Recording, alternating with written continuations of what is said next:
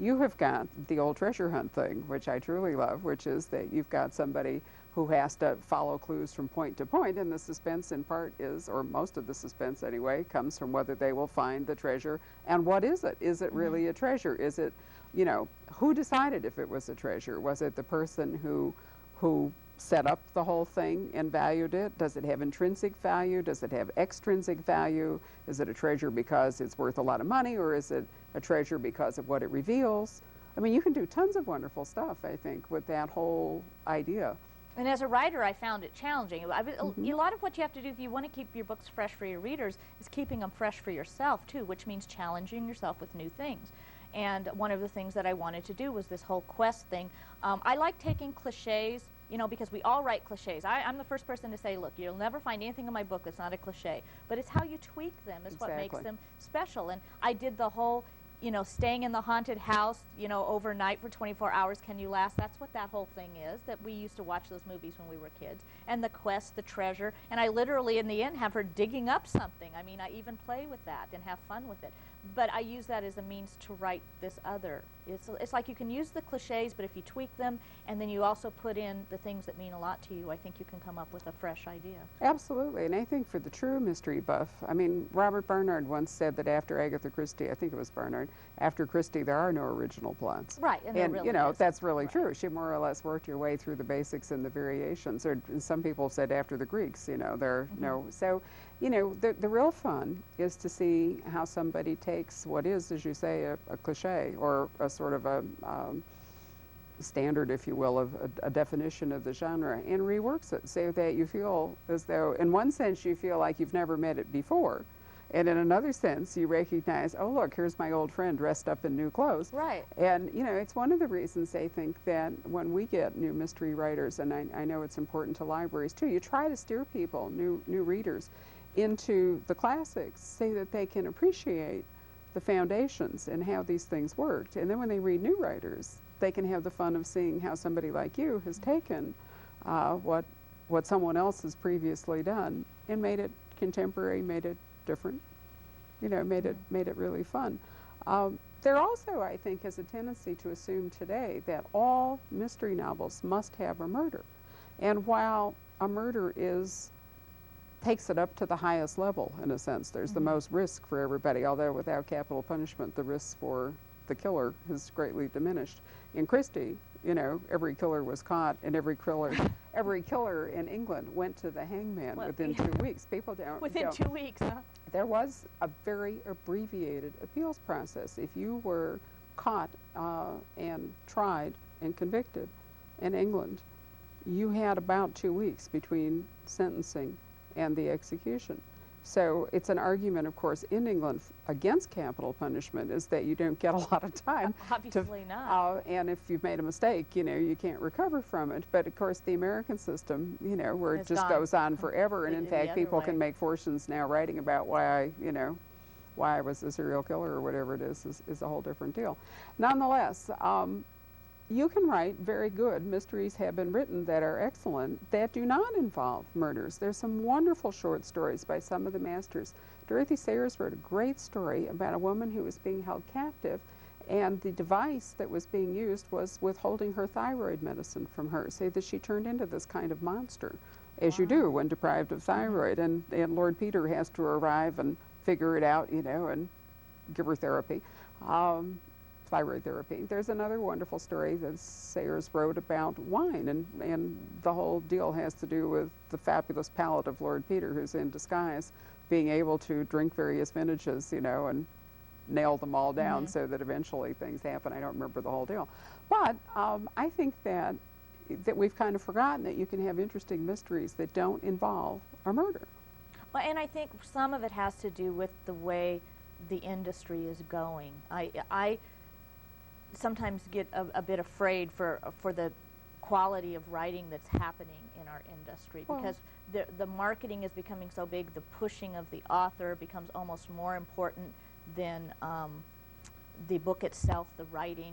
And I would like to think that the story itself should be the thing that's the most important.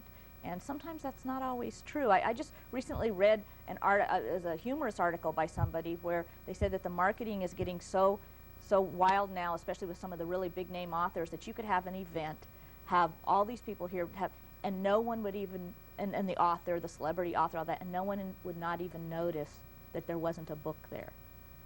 And How that funny. sort of scared me.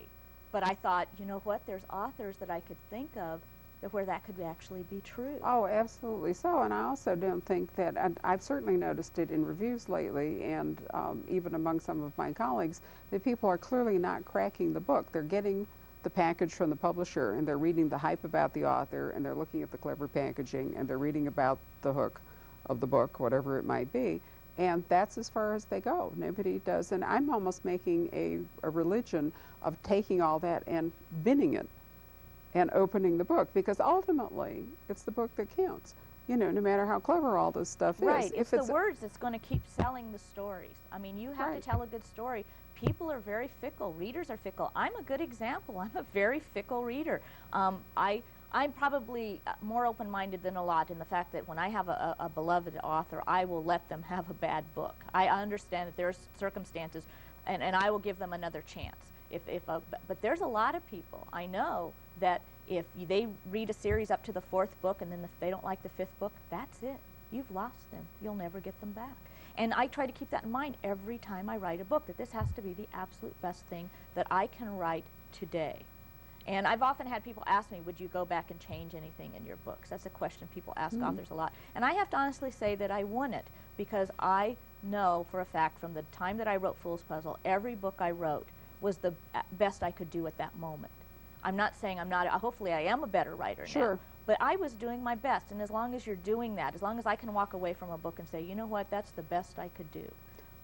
As long as you're growing, you know, then your audience presumably grows with you, and part of the fun, in fact, is the growth curve. I also think, you know, as I suggested at the beginning, that while you have a hook and you have great packaging and so forth, what really matters is that you have written good books. And so, you know, the hook is a way to attract a reader, but you wouldn't have kept them, and you wouldn't have been, you know, you wouldn't have been nominated for all these awards and so forth if the contents of the package hadn't been worthwhile. Well, I've always said that I think that the first paragraph of a book sells that book, and the last paragraph sells the next book.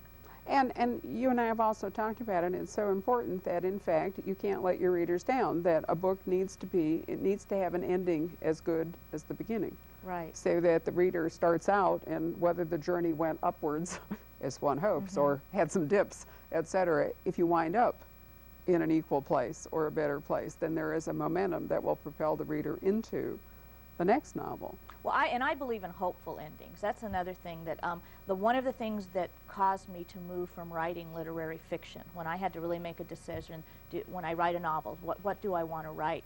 I was discouraged with the tone of literary writing in the 80s and the 90s. It was very, the stories are very downers. A lot of the books have very down, pessimistic way of looking at life. And I don't have a pessimistic way of looking at life. I'm not saying that life doesn't have troubles and people don't have troubles. You can see that in my books, that life does not go along easy for people. But I believe in hopeful endings. And I want to read hopeful endings. I don't want to read endings where, you know, everybody wants to curl up and die. And so that was the reason I moved into mystery fiction also, is because I felt like I had, in some ways, even though you have the confines of the genre, you have a little bit more control about what you write. And people who say that you have a lot of freedom in the literary world, you don't have any, you know, people talk about that, oh, if you write mainstream or you write literary, you have more freedom than you do in a genre, and that's not really true, because they have their sort of rules too. And the thing I think that was one of the problems with my short stories is they were too hopeful to get published. Well, it strikes me that we're ending on a hopeful note here. I certainly am a wild enthusiast of your books. Even more important, my mother is a wild enthusiast of your books, which keeps me reading. And I know that you're extremely popular with libraries, and you have a large circulation here with our local libraries. So congratulations on all the good work you've done. And I'm looking very much forward to Arkansas Traveler and future books, and a mainstream one if you write it. I hope to. Well, we appreciate your coming. And we certainly appreciate all of you joining us for another episode in the Criminal Calendar. Thanks. Doesn't it go fast?